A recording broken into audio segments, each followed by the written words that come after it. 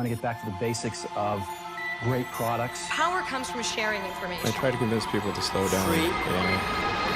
Open. This is the Soaked by Slush podcast.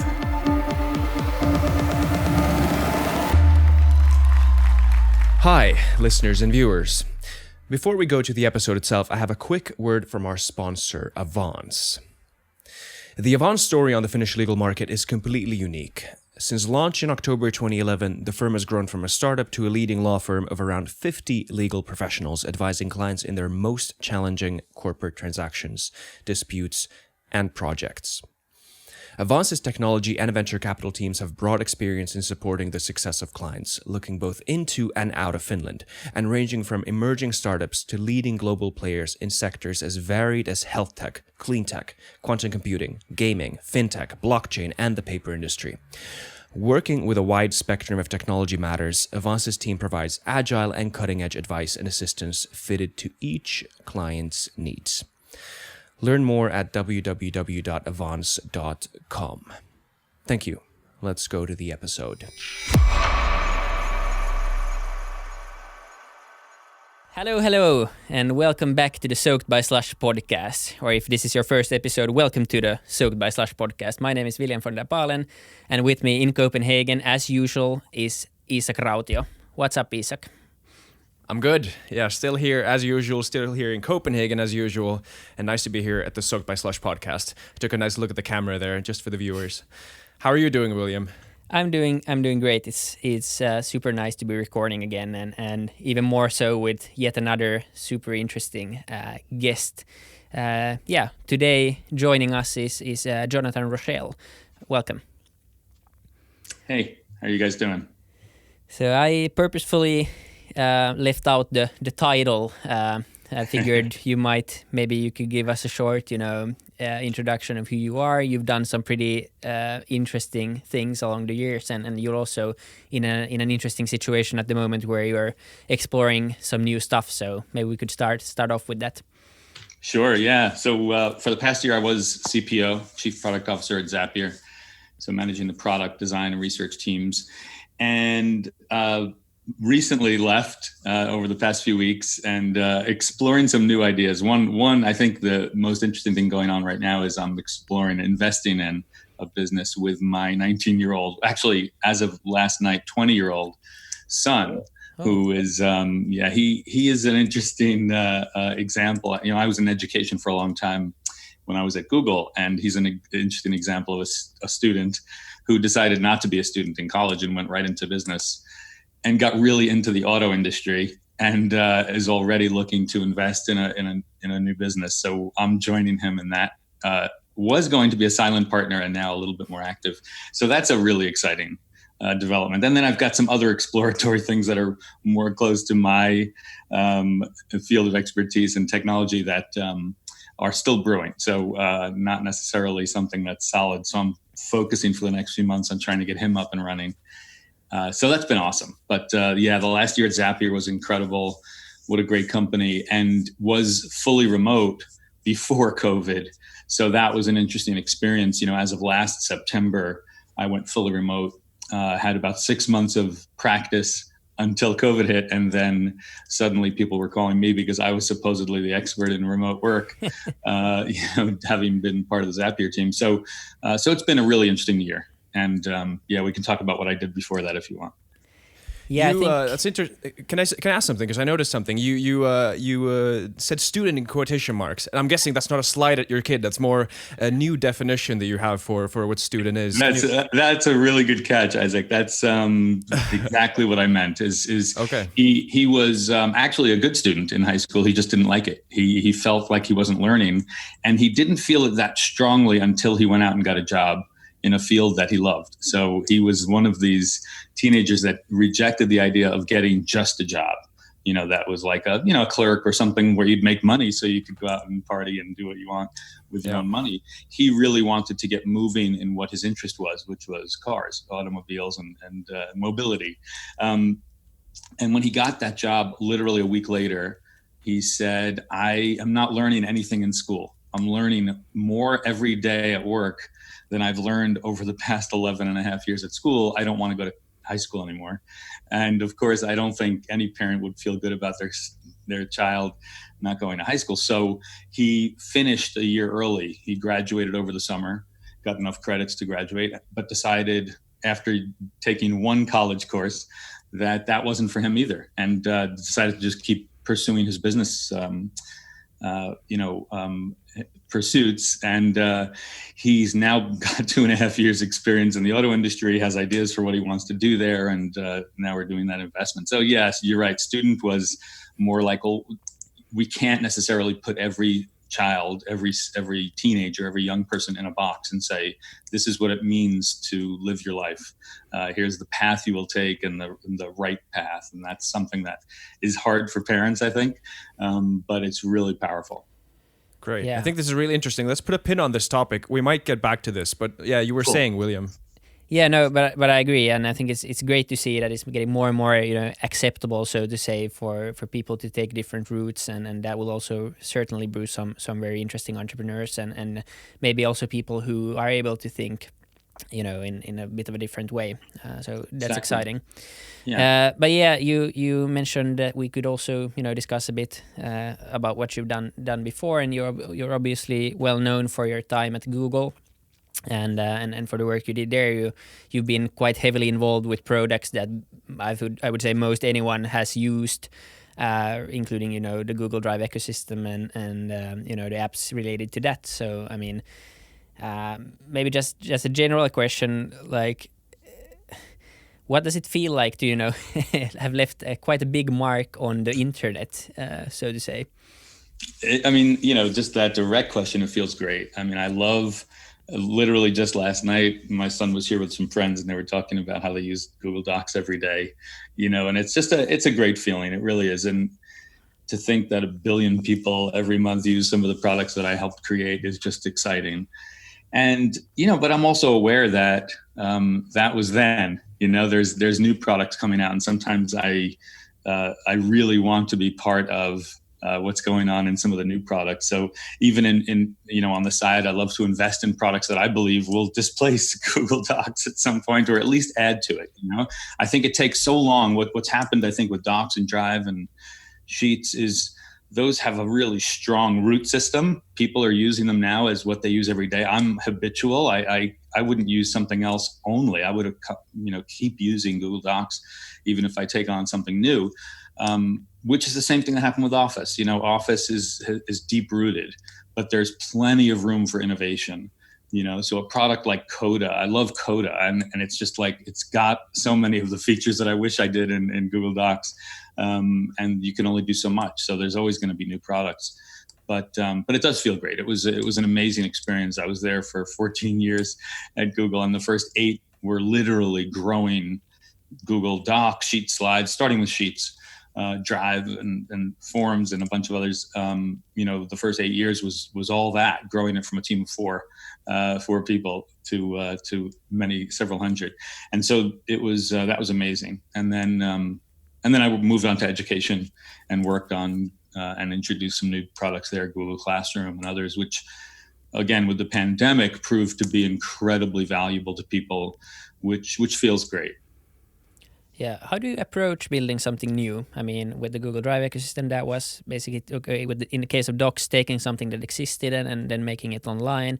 But doing educational product or looking at what Zapier has done, how do you, go about creating something that's new or a modification on something existing already? I mean, I think the key is to find a problem that needs solving. And one of the misnomers about when we started Google Sheets, it was literally Sheets. That was the first thing we worked on. People thought we were just trying to compete with Excel. And it sounded crazy. And I would have even said, why? Excel's not broken. There is no problem to solve there. Like, I think that's how people looked at it was, what problem are you solving if you're just creating, just putting it online? And sure, you can kill the save button and make it a share button, and that's great. But what we found was actually the problem we were solving was sharing, was collaboration and teamwork. And that was really broken in Office in the old days. I think it was something that, everybody experienced, but they never expressed. And so we found this insight while working on the product at Google that real-time collaboration was going to fix that. It was going to be one of the key solutions to the problem of sharing. And that turned out to be true. It took a long time for people to really discover it. There's epic stories of people not even realizing when they were using docs that they could be in the document at the same time as somebody else until years later, when somebody finally joins and they see them there and it's like, oh my God, I can see somebody else in my document. There's really some epic stories around that at Google. But it's, I think the key is to find a problem and solve it in the simplest way possible, and not let your desire for expansion come too soon. And so we started with Sheets and real-time collaboration. We barely had any of the features that Excel had, but we had enough, and we had some of the key things that would let people share spreadsheets. And then we moved on to docs and did something very simple, and moved on to slides and did something very simple.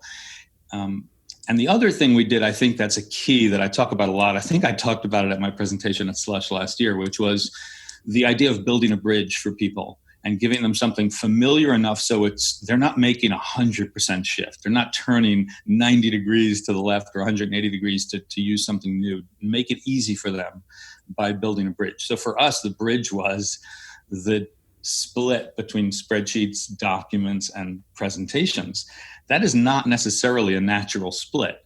But back then it was hard to challenge that because people then didn't know when to use this thing. So we made it very understandable and familiar in that way, but then introduced real-time collaboration. And now a product like Coda could actually challenge that and say, no, it's just a document that has anything in it. It's got active add-ons and what they call packs and things that are functional inside the document. And it's got multiple pages, multiple chapters. It's, things that we weren't comfortable challenging back then, but now you can.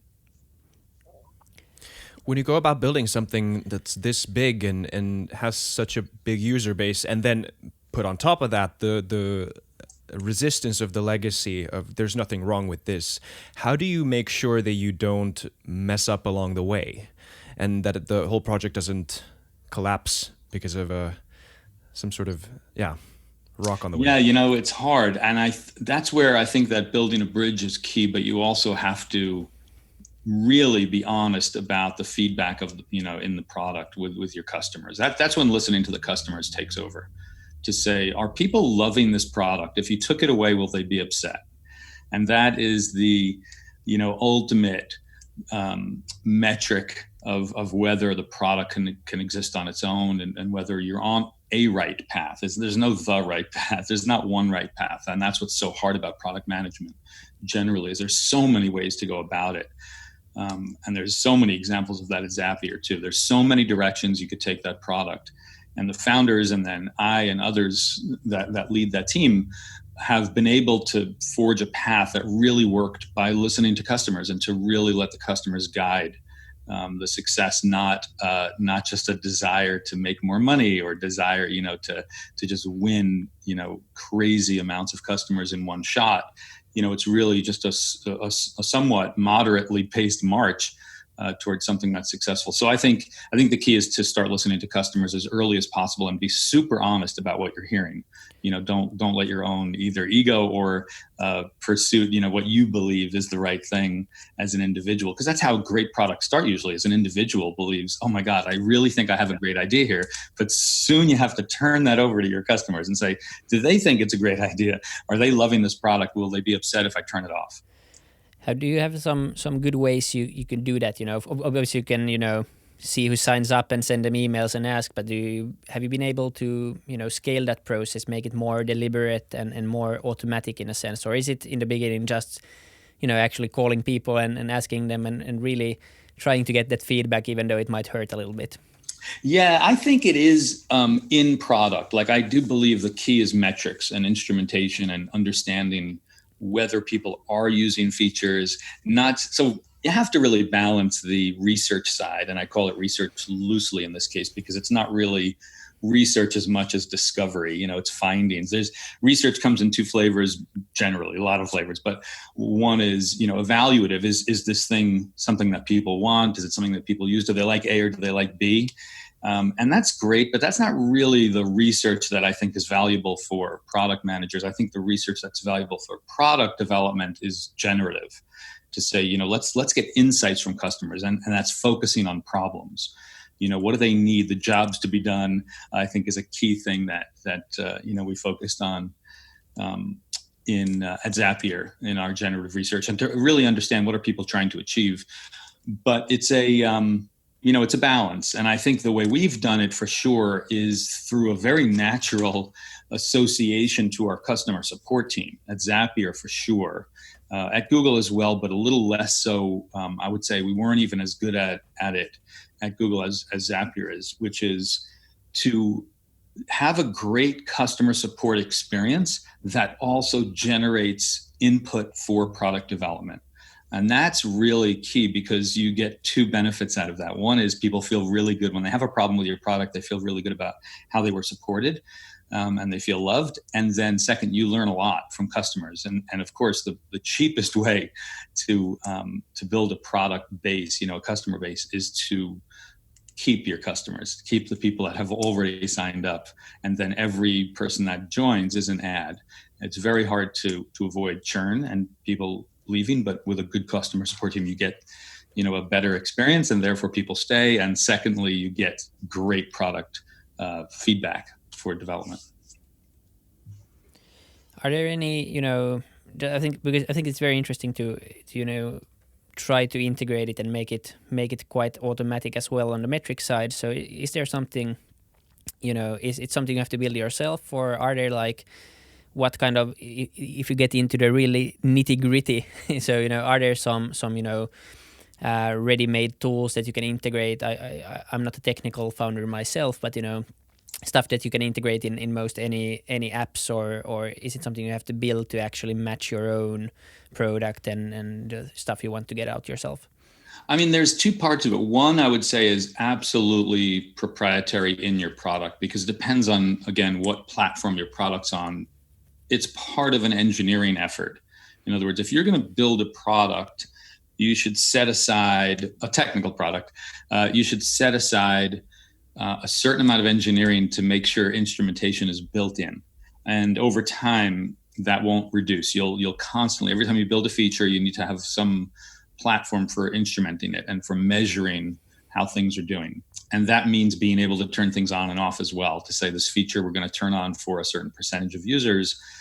That's got to be built into your platform, and that's usually proprietary. And again, unless you're using a platform that's non-proprietary, there are definitely tools like that, but I haven't used them really. So, but second is the data layer. Make sure you have a place to put that data you're collecting that is easy for non-technical people, or easy enough for non-technical people to use the data. So researchers and product managers and even customer support people, and anyone that's in a functional job at the company should understand how to know what's happening in the product. And they can discover things that are incredibly insightful, to say, well, did you know that every single person that clicks on this feature, after that, they basically leave the product. We don't see them again. Maybe that feature is broken, and maybe something underneath is happening. It's not playing nice with another product they have, or something like that. And there's ways to make that achievable through a data layer. So a Looker or a Tableau or something that makes it somewhat usable. Those products sometimes are hard to use too, but they're more like spreadsheet style hard, not coding. Right. Yeah, because the philosophy we've had in our companies is at least that, most customers will not take the time to complain. They will just get pissed off and leave. And if you get one bad feedback from something, you can count on it not being the only bad feedback about something.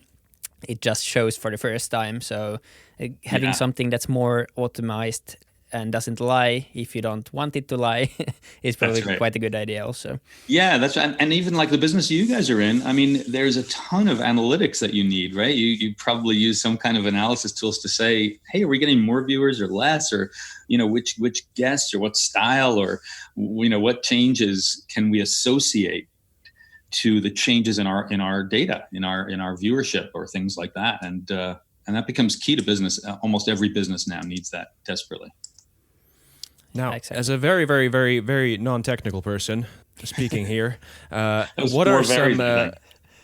Yes, that's just to emphasize the truth behind what I'm saying. That's right.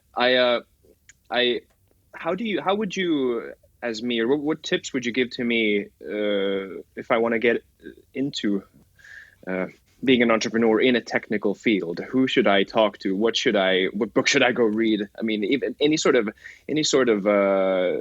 advice in how I should change my daily routines or whatever. How should I approach this?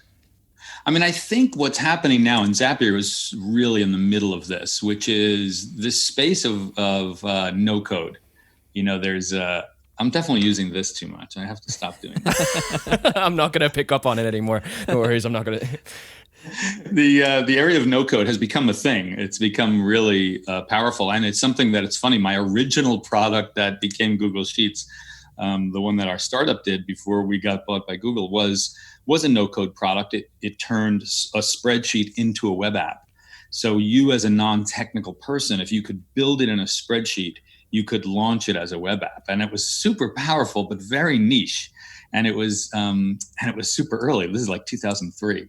And so I think a non-technical person should try to find tools that help them build technical things, or as close as possible to technical things. And I'll include things like Photoshop in there, and things that at least you can express your idea really clearly in a digital way.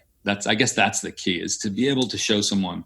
And it's something that I find it's really a prevalent issue, which is there are so many great people that could be founders, that are non-technical, that don't know how to deliver something that is on a technical platform, and they need technical co-founders basically.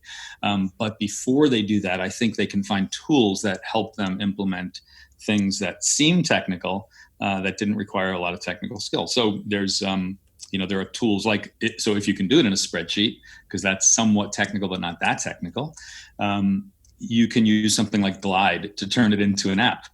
Glide is a really cool, way to turn a spreadsheet into an app. Or you can use, there's a product called Bubble, which, lets you build something as an online app.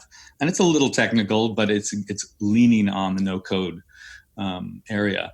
And then, there's plenty of things that kind of guide you to the point where you're expressing your idea enough to know if it's a great idea, so people can look at it and say, oh my God, I want that. And then you can say, ooh, it's not quite ready, but at least I know people really, really want it. And second, to attract a technical co-founder. And then, then my advice is be ready to give up half your stock. Just make sure you do that, bring somebody on that has a real stake in the success. Definitely. And don't you also think, quite honestly, at least this is what I sometimes think, that I'm a bit full of crap when I say I'm a non-technical person? What does that even mean, really? Like, there's no sort of predetermined category of you might not become an MIT PhD in computer science, but that's not a prerequisite. You can always pick up a new skill if you put your mind into it in some way. That's right. Yeah, and that's kind of appendix to Isaac's question. I think, I was about to get to that, basically most people could probably learn to do it, but what is the extent to which people should learn to code? And not maybe now all people, but founders or people who want to be involved with technical product-driven companies. Should basically every founder know at least some code? Because what you often hear is that the clash between business people and technical people, because the business people don't understand anything, and then it is eternal battle, and it would all be solved by the business people just learning how to code a little bit and the same is true probably in reverse. But what do you think about this argument in general? So I have I think a different view depending on, I'll call it stage of career or motivation and desire. There's incredible value to learning, period, like full stop. Learning technical skills is one of those things that's incredibly valuable, and mostly because there's so much opportunity in using technology to solve problems. Like that's just, so if you love solving problems and you're willing or curious to learn technology and you want to learn new skills and you're at a point in your career where, hey, who knows? I just don't know. Maybe I'll love it. Maybe I won't. Maybe I'll get into it. Then absolutely it's worthwhile. And then second is to learn it enough just so you understand it, so you can talk to a technical person with some meaningful, material. You could understand what they're saying and they can understand what you're trying to express. So somebody recently just asked me, and I do advisory sessions a lot. And somebody said, hey, I don't know enough technology. I need technical help. I don't even know. And she said relational databases. And I think I need a relational database. And I'm thinking, okay, well, she's already exposed the fact, like you were saying, that she's full of it. She's a little technical. She knows what a relational database is and she knows that she needs one. Then she's got just enough. And that's super valuable that she's got that, because then she can talk about what she needs and talk to someone who is technical, and they can say, oh yeah, I can do that for you. And it is relational database tech that you need. But I don't think just to go right at the answer, no, every founder should not learn to code. I think what they should do is find the complementary skills they need to create that company, create that product, take advantage of this opportunity they see. But they don't personally need to do it. That's like immediately, I feel, the wrong assumption, which is people do things themselves. That's just not right. And if you want to try to do something yourself, go right ahead, and it's awesome. I do something myself. I have little side hustles that I love doing myself because it's more of a hobby, but that's not the way to build a business. The way to build a business is to build a team. And that starts with finding either a technical co-founder or technical people that are as passionate as you are. But technical skills are hugely valuable. Yeah, and probably even more so in the future. I want to get into Zapier a little bit, even though but you're still on as an advisor, so we can tackle that a little bit, because it's been a very interesting story to follow, first of all, and it's also a product as a very, very non-technical, but not 4 times very non-technical person I've been using a little bit, and it's helped out with some interesting. For me, it's been more about optimizing efficiency and automating, some things with emails or sales processes or whatever. But looking at all the apps you've integrated into your API, it seems that the options are pretty much limitless. But maybe we could start just by quickly, telling the listeners what Zapier does and maybe a bit about your trajectory so far. Yeah, so Zapier is basically a product that helps you build automated workflows across apps. So if you use apps, you could use Zapier. And it's kind of as simple as that, because nobody that I know uses one app. They almost always use more than one. And so if you need to share information between these apps, then Zapier helps. It gives you an opportunity to do it in an automated way, and to do it really simply and non-technically, something where you could build it without coding. And so that's why it fits into this no-code zone. It's where it gets used so much, is by non-technical people that are saying, I use these 3 apps. I use Salesforce and I use Slack and I use Xero accounting system, and I need them to tie together. And oh my gosh, I just added a new way for customers to pay for something through, let's say, Stripe or Square, and now I need to integrate that. And they find they can do that with Zapier without technical help, and at an incredibly reasonable price. So it lets people run their business and lets them scale their business with automation, so that as they grow, they don't have to keep hiring people to do physical things or technical people to code things.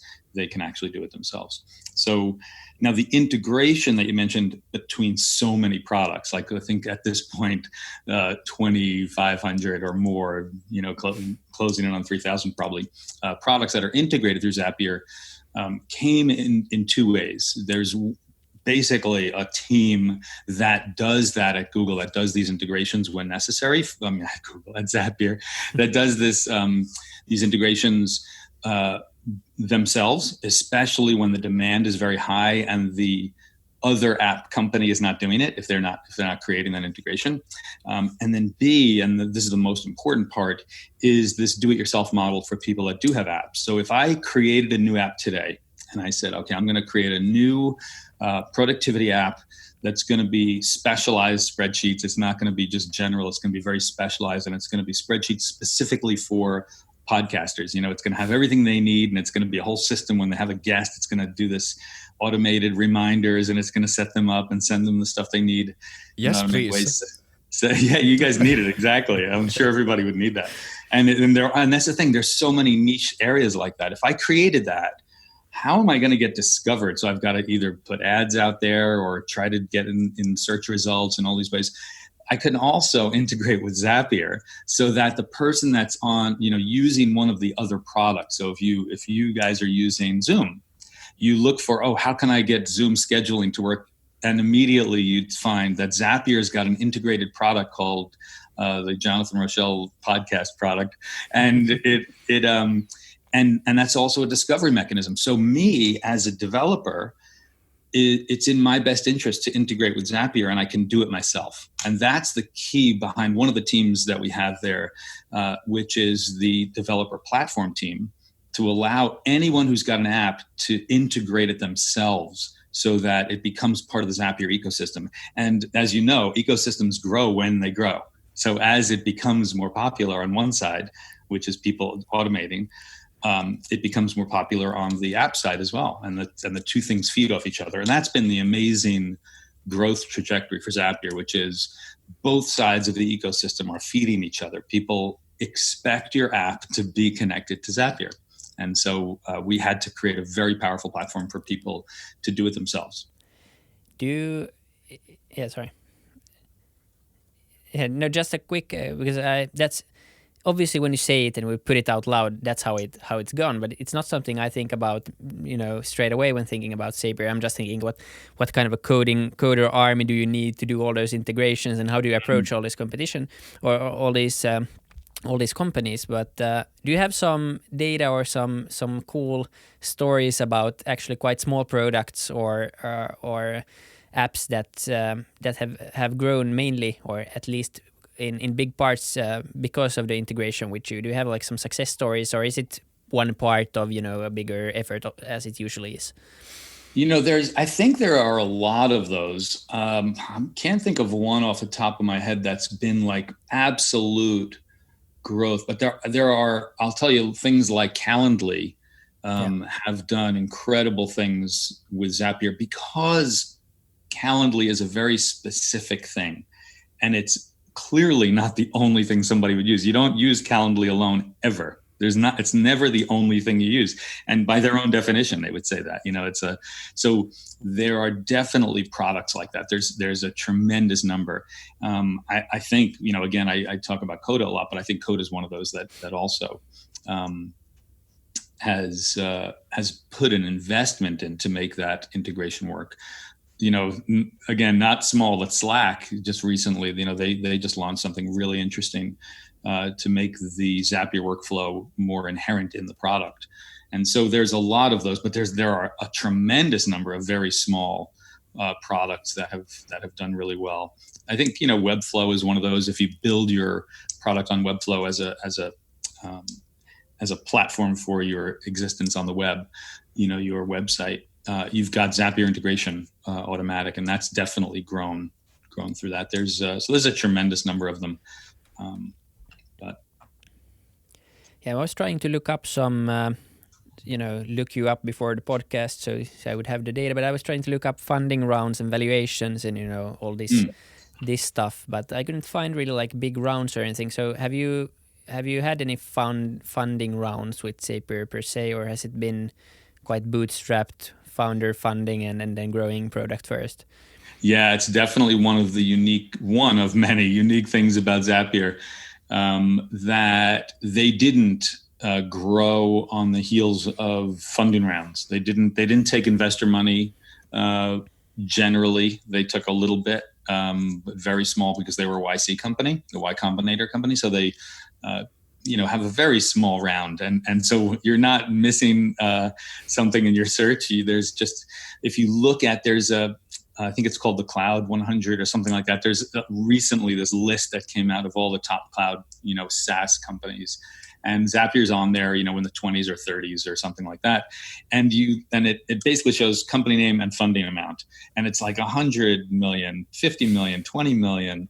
And they get to Zapier, it's 1 million. And Zapier, meanwhile, is a tremendously successful company without that. And it's, 350 or more people and fully remote, no sales team. There's so many things about it that make it unique. And it's because they really solved a problem. The product solves a problem for so many people at the perfect time. This is when everybody, I call it app proliferation. Like, we all use too many apps and it's overwhelming.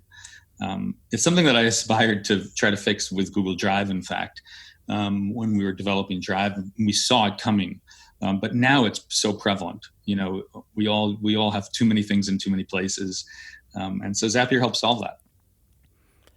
Yeah, I think that's just beyond cool, because even though funding rounds are very, very interesting and oftentimes needed, I think they're also very idolized sometimes. And we talked to Jiri Engeström a few weeks back as well, and he also mentioned that, taking VC monies is not always, a great idea. It might even be considered a failure of sorts, a failure of the business model. Of course, it's not true for all companies, but I think it's refreshing also to see companies that can grow product first and get by without huge funding rounds. And it's also great for the founders and the entrepreneurs. They keep more of the equity and at the end of the day, they walk away also with more, and they've created something that's truly theirs all the way. So, yeah, I think that's right. And I think funding puts unnatural growth pressure on a company at times. Sometimes it really has to do with speed to market, and you need the money if you're going to grow before frankly, your competitors do. You open up an opportunity. And that's why we were really lucky doing docs at Google, is we didn't have that unnatural need to grow because we were experimental. We were not expected by the CEO to make money in the first, I'll call it 10 years. Like, even though he wouldn't have said that in year one, it turned out to be, I would say a 10-year window of opportunity that we could get funding, but we had to fight for it internally. We didn't grow fast. We grew very slow. But we found something that suddenly everybody was jumping into that arena and saying, oh, we can do that too. We're going to do that. We're going to do that. And we had staying power because we were funded by Google, but we didn't have a big team. And if we were funded by investor money, we might have unnaturally tried to grow in ways that might have killed us, or maybe we would have grown even faster. It's hard to say. Yeah, no, what I think actually, I speaking of Google, if I'm interrupting a train of thought here, William, keep in mind what you're going to ask. I was using Google Docs today actually for the last time, and I have a question based on kind of the user experience. You spoke about the expectations of the customers in relation to Zapier. I never use Zapier, but I think William can attest to the quality of it. And I just when I use Google Docs, it just works. And so how do you approach quality when building a product? Is it doing the little things right, or do you have some directing principles that you always have to keep in mind when building a product? Yeah, so that's a really good question. And I'll tell you, that is a constant battle, because quality is somewhat subjective. And the bar changes depending on the value you're providing. In other words, the willingness for people to put up with things. So I think this is actually a really important thing. Is the other benefit we had being at Google was we were building for scale from day one. We weren't building in a way that would be something that we expected to have to rewrite it. But if I'm in a startup, I would gladly take speed and give up some long-term scalability and say, let's just get this thing out there. And if we get, and if my engineers say, it can take basically, call it 100 QPS or, 1,000 customers, I'll say, great, let's do it. Put it out there. When we start hitting 800 customers, let's start rewriting it. Let's start scaling, but we don't even know if it's a good idea yet. Whereas at Google, once we knew it was a good idea, we were committed and we were building for scale because we were Google and we knew even if it was terrible, we were going to get some crazy traffic potentially. And the founders of Google, and at the time, we were pretty small, 5,000 people or something. So the founders, were in my ear constantly. And it was like, you don't build something that can't scale. You build it to scale. You build it as if it's going to succeed, and you make it so that it's got to be good enough where people are attracted to it without advertising and all these cultural things. But it's expensive, really expensive and really hard. You need amazing engineers. I had one engineer from my team that came into Google that made real-time collaboration work. And for some reason, if he ever watches this, I'll just say his name, Micah Lamonic. So Micah made it work. He was the engineer that really architected our collaboration layer so that it would work. And it works to this day. And of course, other great engineers joined and made it even better. And, the team grew and things, but it is the same architecture that made that real-time collaboration work. And I have to say, whenever I talk to another group that's doing something competitive with Docs, I always find that what bothers me is what you're saying, Isaac, you loved about Docs, which I feel the same way, which is it always works, and it works really well. It's fast, it's reliable, my stuff never goes away. And those are the principles. So going back to your question, those are the principles that we did build to. Like number one, from the day we started, even before we launched externally, but when we launched internally at Google, we all kind of shook hands and gathered together and said, we will never lose anybody's stuff, period. That's the most sacred thing, because if somebody uses this thing and they're using Sheets, and even if it's experimental and they're starting to get into it and they enter 10 rows of data and then they fail and they can't find their data, we're done. They're never going to come back. And that's a terrible thing to do to someone. So we made that like an absolute sacred rule, never lose anybody's stuff. And that lasted. I still have things on Drive from pre-launch, like when it probably is known that we bought Writely to do the document side. I have documents on my Drive from when Writely was like an experimental mode outside of Google. And so we always said, hey, we're going to make sure we migrate people's things over to Drive and we're never going to lose it. And I have crazy old things there, like me and Micah actually having a conversation on a document just to test Writely before we bought it, that kind of thing. It's just crazy, but it's those things are really important, again, but you have to make some trade-offs early on. And if you have to, you just have to be really clear. Hey, you might lose your stuff. If you want to experiment with this experiment, don't use it for something real until you're ready to say, hey, we're ready. We're ready for something real. What do you do if, because especially in a big ecosystem like Google Drive and all the products involved, you've probably had quite a lot of experimental features and things you've tested out. What do you do if they don't, they just don't work? If it's a bad idea or it technically doesn't work, how do you go about that? This is what's so hard, and it's funny. Only in hindsight, I think, can I say this is try to set up expectations on things that might not work, as if they are somewhat fungible or they might go away. And I think that's the key, is when you launch something, make sure it's clear to your customers whether you're launching it for real or you're launching it for test.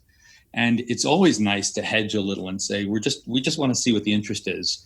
this might not last. And so we created channels for things like that. We created, again, early days, what was called beta, except when, everything was beta from Google for a while. I don't know if you remember this, but Gmail was in beta for 5 years or something. And it was an epic decision to take it out of beta because we knew that had an implication about the beta label generally. But anyway, I think creating channels. So we've actually created channels for people to use non-final things at Google. At Zapier, we don't do it as much. We don't have a need necessarily to do it as much, but we do have the ability to launch things experimentally and just make it really clear that it's experimental. That said, we have launched things, certainly, I don't have this experience at Zapier, but at Google, where it was a feature, it was final, and some people loved it, and we still had to pull it. It just wasn't working. And you have to be willing to do that. You really do. And mostly that experience came super early on in Google Sheets because we were a little more flippant about what we would launch. We launched a feature.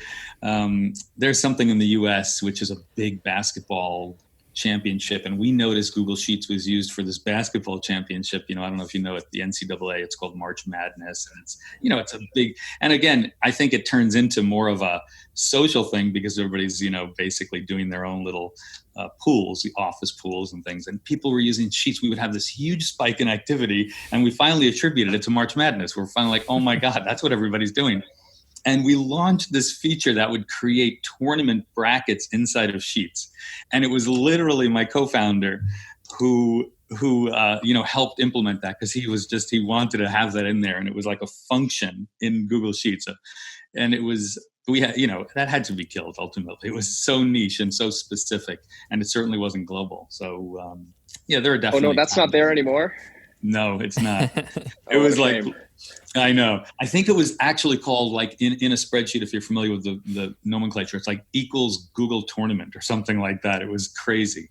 But we've done other things like Google Finance. I don't know if you know the Google Finance function. That was epic. And that was, I'm really proud of that one because I still use it to this day.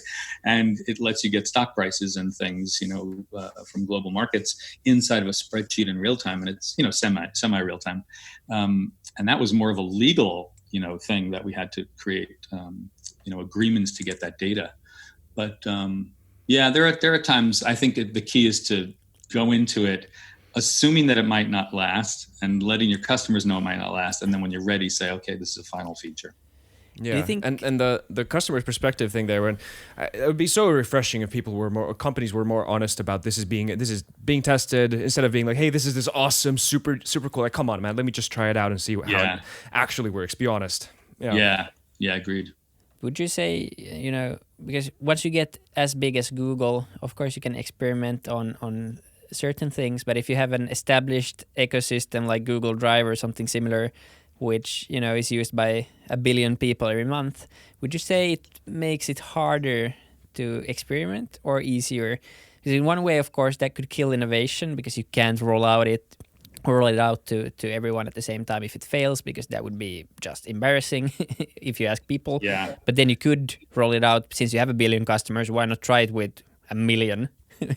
So it definitely makes it harder. Like there's definitely a bar that you set.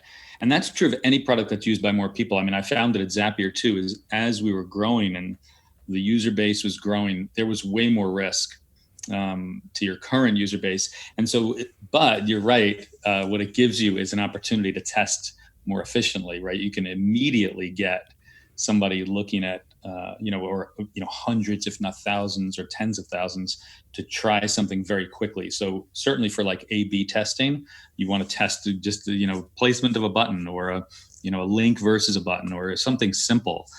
It's hugely beneficial to have a big user base because you can hit just a very small portion of them and still get plenty of people. But there's a reluctance to screw up what you've got. Because you can have a huge impact. Like this is something that I've certainly seen at any company that I've worked at is anything that's going to touch your revenue flow is extremely sensitive. And that was true with Google as well. When they changed search, teeny little changes in whether people are clicking ads or not, or going down a certain route of buying, let's say from the Play Store or something. Teeny little changes can have a huge impact on revenue, and negative changes if there's a bug or if there's a change that you made that you didn't test well. So people are overly cautious because they don't want to have that impact, especially when it's a public company with shareholders, because then it's like you just affected the shareholder without them having any say in it. They have no way to monitor or measure that. Yeah. No, that's interesting. It's kind of a shame because at the same time, of course, the big companies have, in a way, the most resources to do stuff. Yeah. But that's probably why some startups succeed and find problems that the big companies. I don't think it's probably not that they're not aware of them, but it might just be more that they won't do anything about it. Yeah, and so the speed that you can get in a startup is definitely the advantage you need to take. And run with it. Like people would ask me when I was at Google, and then when I was at Zapier too, hey, we want to do this thing, but are you guys going to do it? Because if you guys are going to do it, it might not give us an opportunity. I'm like, we're never going to get to that. Like, honestly, you can take this thing and run with it so much faster. It would take me like 14 meetings just to get that thing going. That was more at Google than Zapier. But just to even get approval for the idea, I don't have anybody that's passionate about it, anybody that's working. Just do it. Just get out there and go. Don't worry that much. And it's also feedback I give to startups sometimes too, is there's often an emphasized fear of sharing an idea with a company that you think might steal the idea. And that's fair. That's why people use patents and things. But my feeling is share to understand what you need to understand, whether it's going to be a good idea or not. Share to do integrations, and just be fastest. Just be, do it the best and the fastest, and you'll still have the potential to win. The value of the idea on paper is very low, but executing is very high. Yeah, and it's no accident that companies like Google spend a lot of money also buying companies. That's right. Even though they would have the resources to maybe create something like that technically in 2 years. But that's right. I mean, when we did Sheets, and actually I have to say, I think the reason our company was bought was our passion for spreadsheets on the web. Like we really connected with someone there who said, man, you guys are so into this. Do it at Google. Don't do it on your own. Like, this is going to be so much better. And luckily he was totally right. I who knows what it would have been like if we did it on our own, but it certainly would have been competitive and hard to move as fast.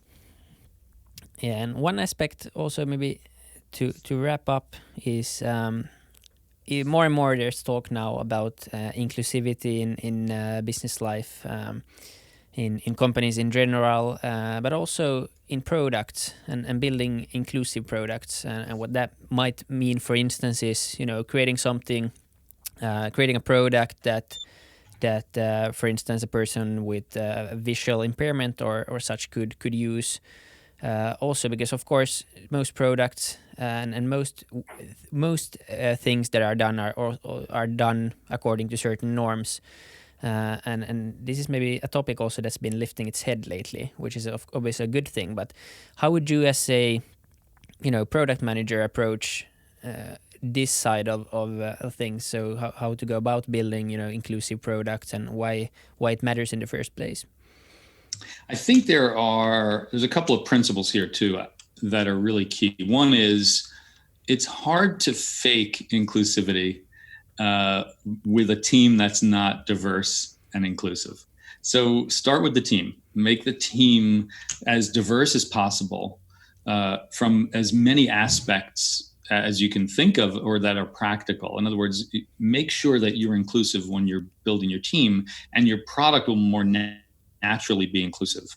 Because someone without the insights as to what inclusivity means can't fake that. They can't look at a checklist, really. You can, sort of, but it just won't happen naturally in the product unless your team is diverse and inclusive. And I think that's really important.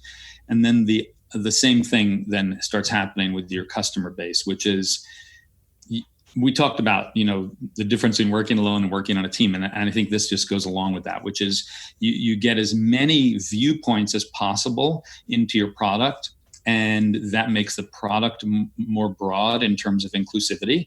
And then your customer base is then diverse, and they care about things that you might not have thought of and that you didn't take into consideration. And this definitely at Google, this certainly happened when I started working on the education products. Even before I started working on the education products, educators and students were using our products. And we started getting strong feedback on visually impaired users and how they needed to access this product. And in fact, in the US, there are laws for that, it's the Americans with Disabilities Act, ADA, and colleges, universities are legally bound to provide opportunities for learning to visually impaired people at the same, in equivalent ways to people that are not visually impaired. And our products were not doing a good job of it. So the universities were saying to Google, basically, we can't use your products if you can't do this because we're legally bound. And we had this new awareness that became a priority across many of our products. This was before I joined the education side or started the education side of our products. And we really put it front and center and said, we're going to, treat visually impaired users as critically important. The only way we could get that done, and it wasn't just visually impaired, there were other impairments as well, is to have people that understood that on the team. And so we literally went around to Google and found people that could help us and be testers and be part of the team. And it made a huge world of difference. I mean, it was just incredible. But to me, I think that's the key, is to make the team diverse and inclusive. But I'll tell you, some of the products are really hard to make inclusive across every aspect of what inclusive means, and to make possible for every user to use. One of the products I developed at Google, or started at Google, was Jamboard. Jamboard is a whiteboarding product. You walk up to it and you write on it and you draw and you add things to it. And when we started thinking about how to make that available to visually impaired users, we were daunted. It was like, how can we make that possible? And we realized it wouldn't be the physical board necessarily, it would be the app that we would make more accessible, so that when somebody did draw something on the board and it showed up on the app, it would tell you maybe what it was, or give people an opportunity to label it. And there are ways to do it, but super hard. This is one of the toughest areas. One of the best Jamboard engineers came from actually the visually impaired development team and testing team. And so he had a strong awareness of what we needed to do, but it was super hard technically. Before we wrap up, I'd like to return to where we started off from, about you work with education now, so this is something of I think of a passion project for you anyway. You think a lot about the future of education and the ways in which people will and kids will educate themselves in the future. So how do you think, I guess, from perspective of like a tip or advice, how, and not even to just people who are ready to drop off their degree, but what can your son teach us? His methods and his approach. So I have to say, like, the one thing that really struck me with him that I realized in hindsight was my path as well, was to discover a passion. And I think that's one of the things that is missing in our education system in the US for sure. And I don't know how you would feel about where you are locally, but is that there's not enough focus on allowing students to explore and develop a passion, no less discover it. There's way too much emphasis on passing the test, and passing the test in a way that is the same for every student, which I just don't think is natural or real. And therefore, students that actually like math or like history or like science or whatever they're studying in school, they'll do pretty well because they're finding it interesting, they're passionate about it, and therefore they become good at it. And then they feel good about being good at it. And that whole cycle goes. So for some students, for the middle of the curve, if you look at all students, it works great. And so for the needs of the many, maybe the education system is not broken at all. But for the needs of the few and the people on the edges, discovering passion. And the key to that, this is the part that's just, it feels so impossible to really get this through the education system, is erasing the fear of failure. Because failure is what discovering is all about. You can't learn and discover unless you fail. And there's epic studies that really show that your brain learns best after failure. That is where you, and we can all relate to this, which is, hey, I can't really do this unless you give me a problem to solve. And if I'm solving a problem, I'll learn anything. That's why YouTube learning is so hot. You know, it's like, oh my gosh, my heater just broke. I will learn how to fix my heater because I'm cold. and I'll go to YouTube and I'll find the video because there's so many people doing it. So I think that's what I realized in my son was that he found a passion and he went after it at the risk of being, considered going off the normal path. And we as parents got comfortable with and felt good about giving him that opportunity and not pushing him down a path that was the middle of the curve normal path. And I realized for me, the same thing happened in my junior year of high school, but in a way that was more acceptable, which was I took a computer science course in high school, and it was called computer math, which was, because it was so long ago. But I loved it. On day 3, I realized, oh my God, I just found my future. I better start caring about my grades. And before that, I was not a good student at all. And after that, I was a great student because I cared. I found something I loved. And luckily I pursued it and I was able to, but it was normal. I had to go to college really to get those skills. And my son didn't have to go to college to, learn the auto business and to understand that he had to work. That was the way he learned it. So I think that's the key. I think the key is discovery and a passion for learning through learning something that you're passionate about. And I think that's, probably what I'm excited about. I think in my work with education from this point forward is to give students, just a little bit of guidance towards that. It's just find something you love and learning will come naturally. You'll want to learn it. All right, great. Yeah. Thank you. Right Thank you for on. taking your time, Jonathan. This has been very enjoyable and interesting. Yeah, great talking to you both. Thank you. It's been a great pleasure, and thank you to viewers and listeners as well. If you're on YouTube, remember to like the video and subscribe to the channel if you like this kind of content. And if you're on audio, keep listening. Maybe subscribe as well. So thanks. See you again. Maybe. Thank you, Jonathan. Take care. Thanks. Good to see you. Bye-bye. Stay safe, guys.